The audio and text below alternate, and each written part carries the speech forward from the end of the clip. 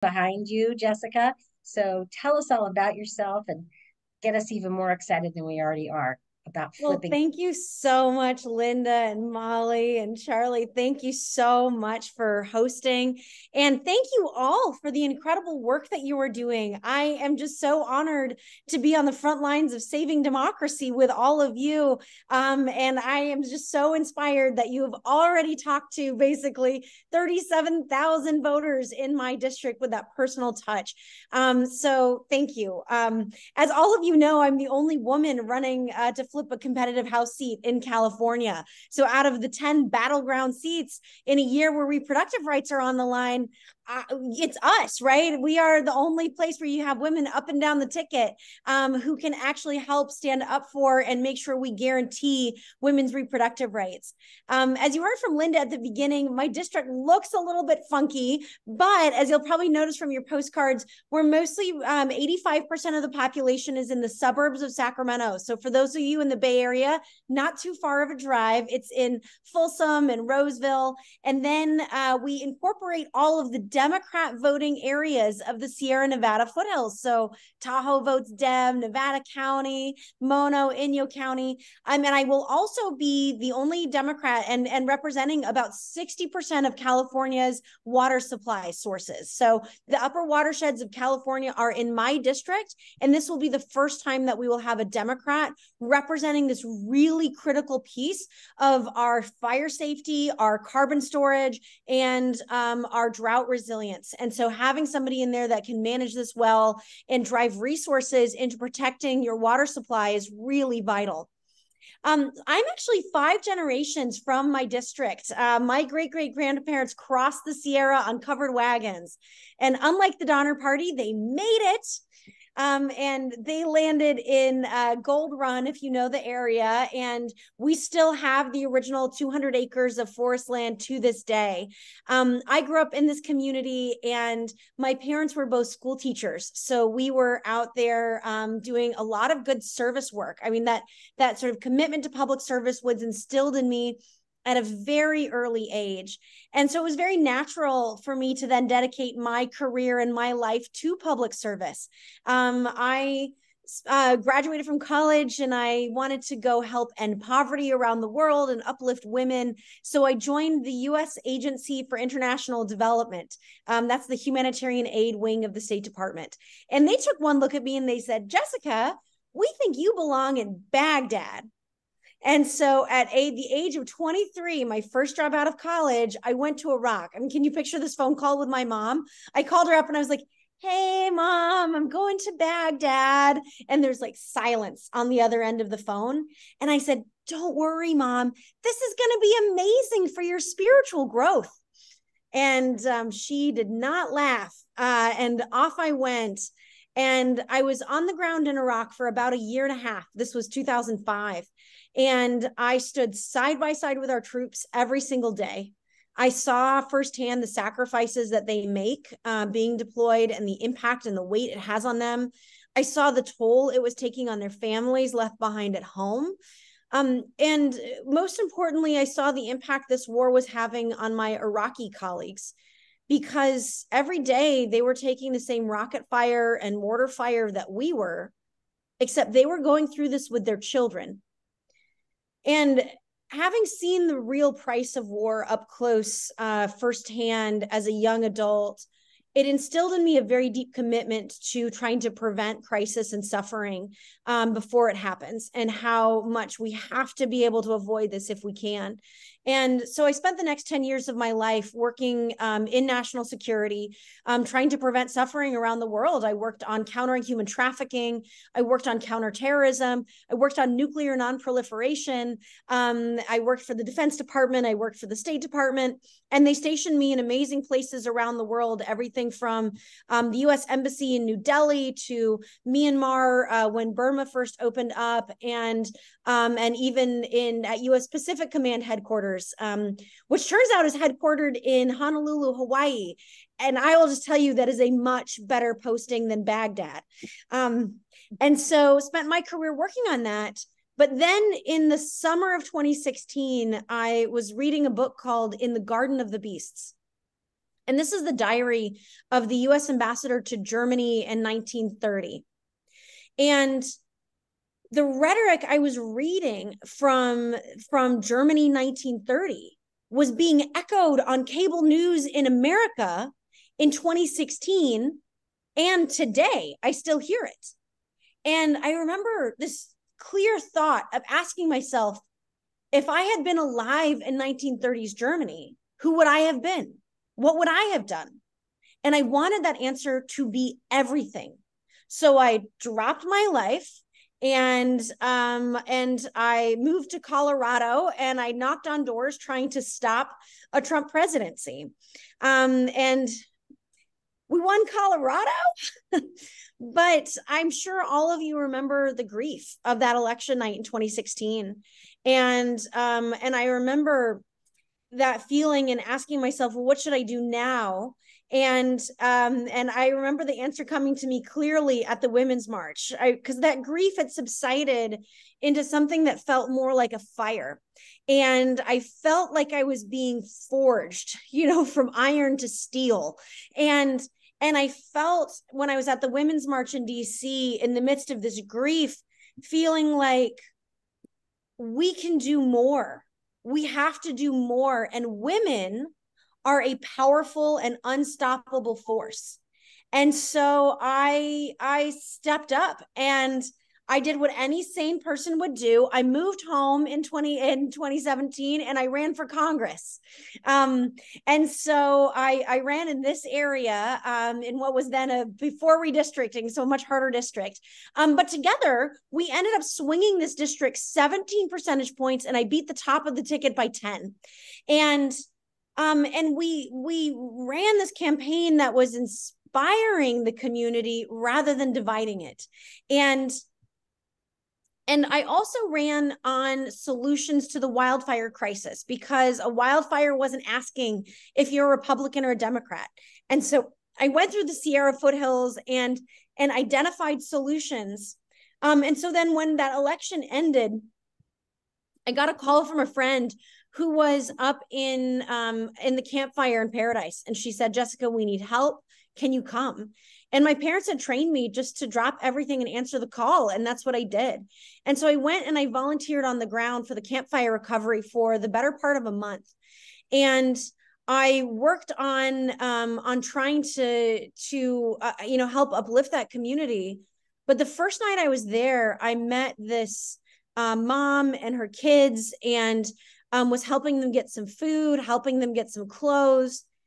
And I saw that the adrenaline was starting to wear off the face of this woman. And I asked her if she needed to talk about it, because I could see that the weight of what had happened was starting to hit her. And she nodded and she gripped me by the hands and she looked me in the eye and she started telling me her story. And she said that when the fire broke out, she had just dropped her kids off at preschool, and she and the teachers realized there was no time to get the other parents back. They had to evacuate that second. And so they loaded all of the toddlers into her Suburban, and she drove through orchards to evacuate. And she made it out. She saved all of those kids, and her car was totaled. But she then had to figure out how to reunite parents and their toddlers in the midst of 52,000 people being displaced and no cell phone coverage. And she did it. Every person I met for the month that I was there had a similar story of courage, of heroism, of resilience, but they also all had a look of trauma that I just hadn't seen since I was in Baghdad. And I realized that here was a global scale catastrophe happening to our community. And it's happening again right now as we speak with the park fire up in almost the exact same area right next door to Paradise. And so it's the same community getting re-traumatized over and over and over. And I had heard solutions. I knew that we didn't have to live with catastrophe year after year. This wasn't inevitable.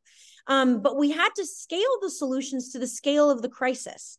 And so I was honored to get appointed as the deputy secretary at the California Natural Resources Agency. My job was wildfire resilience. How do we get ahead of this crisis? How do we live safely with fire in the age of climate change? And if you're wondering how I went from like nuclear nonproliferation to wildfire, my master's degree is basically public affairs. So it's a degree in like how to get things done in government. And my superpower is actually listening. You know, I went to all of these experts. I brought in fire scientists from the UC system. I brought in tribal leaders and cultural burn experts. I brought in CAL FIRE chiefs. I brought in local government officials. I brought in environmental leaders and loggers. And together, we actually identified a roadmap on how to actually achieve resilience in California. We knew that you had to invest in projects and scale them dramatically across 3 core fronts of fire resilience. That's investing in home hardening and defensible space so that embers don't ignite homes and neighborhoods. It's investing around communities. So that's strategic fuel breaks. That's the kind of stuff we just saw happen in the Park Fire, where fuel thinning along roads allows people to evacuate on roads and not perish on the roads, even in the midst of incredibly hot extreme fires, and then invest across whole landscapes so that we're getting our upper watersheds and our wildlands to actually be restored to their natural fire regimes, which are low intensity and ecologically and community safe, as opposed to these catastrophic, devastating fires that we've been having that are causing this exacerbation of the fire crisis. And I'm happy to talk to you guys about this for hours, so feel free to ask. But what we did is we identified what we needed to do, and then we got the funding to the tune of $3 billion through the state legislature to be able to implement this fire resilience program and get projects on the ground to get going. And what we saw is that as I was talking to the departments when we saw this money coming, I said, what would it take you guys to get the projects on the ground within 4 weeks of getting the funding? And they said, that's not a thing. That's not possible. And so I went to them and I said, well, what would it actually take? And so we identified the legislative relief that we would need and the bureaucratic adjustments we would need to make. And we were able to get projects on the ground and started within 4 weeks of getting that funding. So we got the funding in 2021. And a few months later in we had projects on the ground and going. And by the following fire season, by fire season 2022, we had 1,200 projects on the ground. And we had estimated 300 fires that season that were looking like they were going to be mega fires, according to CAL FIRE's analysis, and only 3 of them broke out. And so they were able to catch most of them because we had projects in place. And we were able to keep destruction of homes and destruction and loss of lives to the minimum because we were able to catch them early because of this intervention. That first $1 billion, it was $3 billion over 3 years. So the first year of the funding translated to a direct savings of $2 billion in the Fire Emergency Suppression Fund. But the reality we're facing is that we will not get ahead of the curve on the fire crisis until the federal government starts moving at the same pace and expanding at the same model that we just started demonstrating can work in California. Because the federal government owns 57% of the wildlands. So the Park Fire right now is burning through extreme federal land in extreme terrain, extremely dry, that hadn't recovered from previous fire scars. And so what we're seeing is that until the federal government also has these expanded resources, we're not going to get ahead of the fire crisis. So my opponent, Kevin Kiley, when he was in the state legislature, he voted against this $3 billion wildfire resilience initiative. He voted against the fuel breaks that allowed people to evacuate from these fires. He voted against the goats that had been grazing through neighborhoods, keeping them small. He voted against the projects that helped save the giant sequoias in the 2022 fire season. He voted against these projects because not because he thought they were bad projects, but because he didn't want Democrats to have a win. Kevin Kiley, my opponent, is somebody who defines winning as the other political party losing. And we cannot afford it. Our crises are too real. A wildfire is not asking if you're a Republican or a Democrat.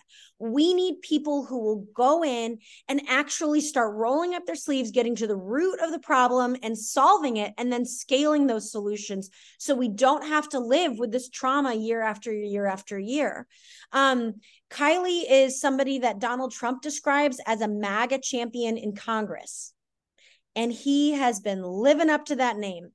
He is somebody who describes Jim Jordan as his political mentor. And Kiley recently brought Jim Jordan to Roseville, the suburbs of Sacramento, one of the architects of the January 6th insurrection.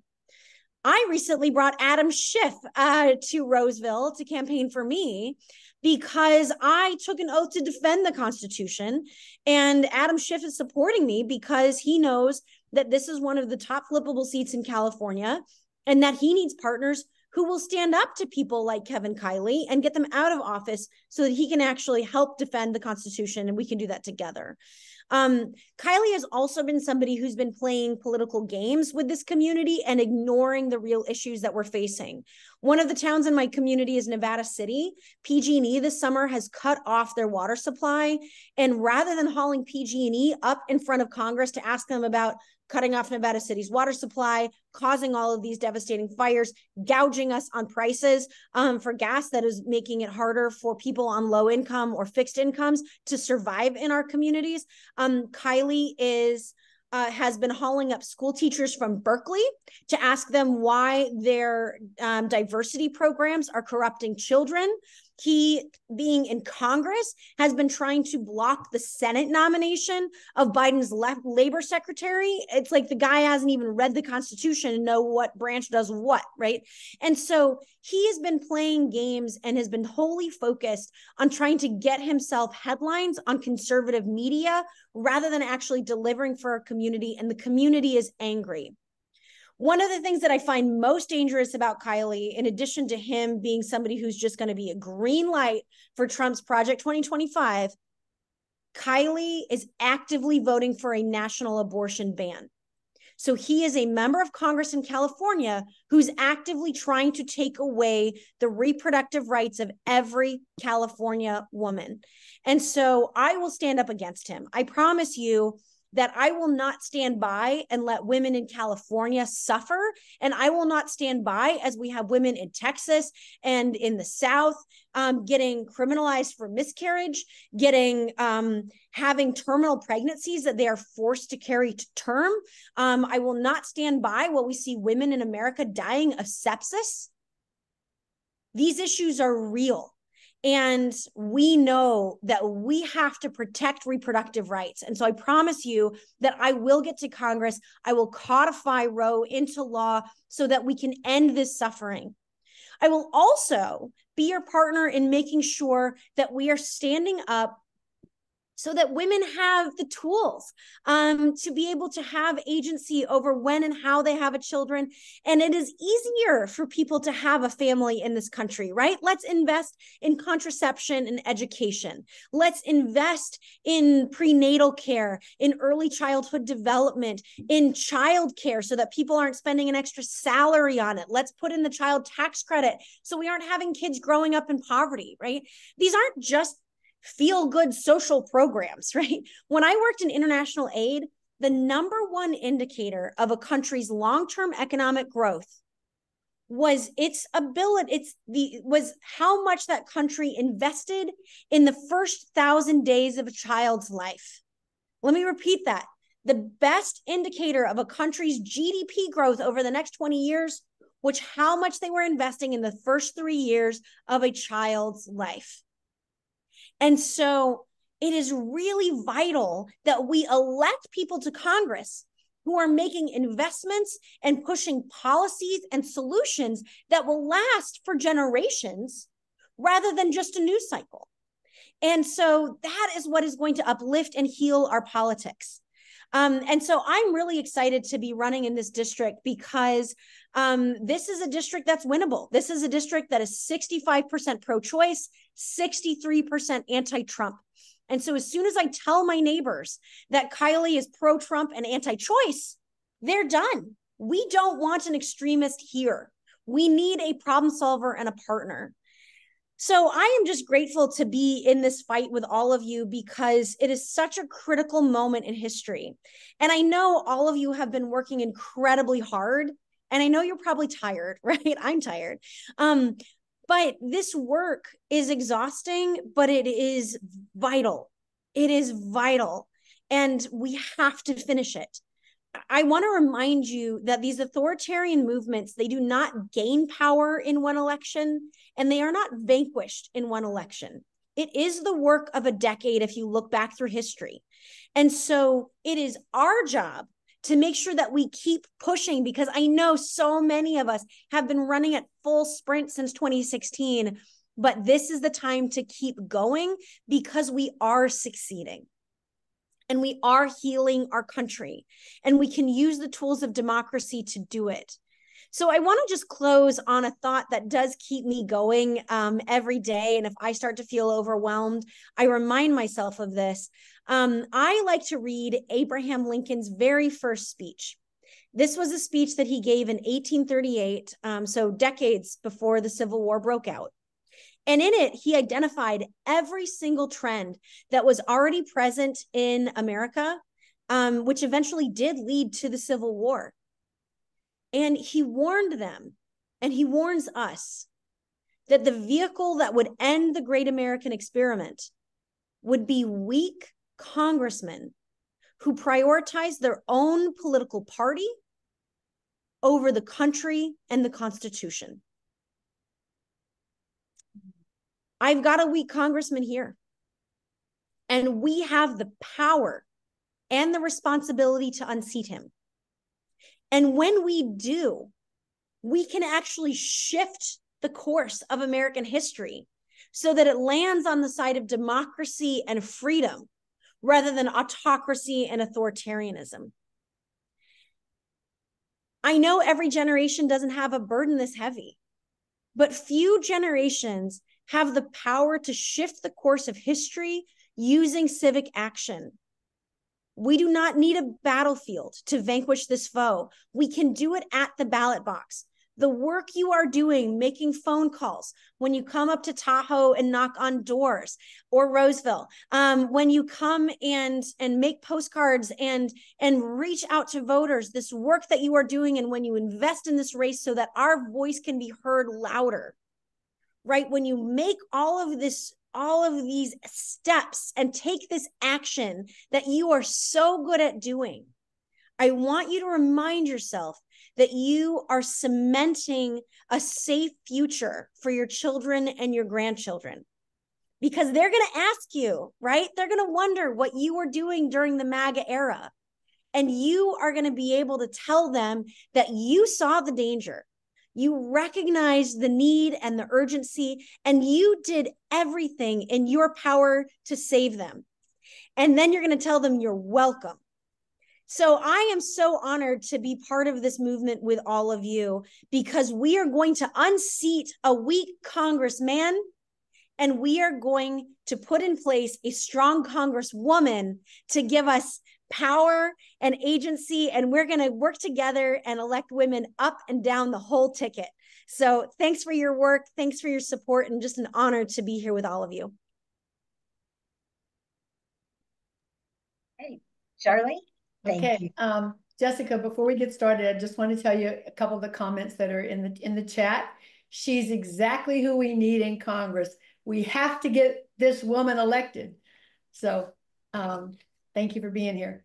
Paul is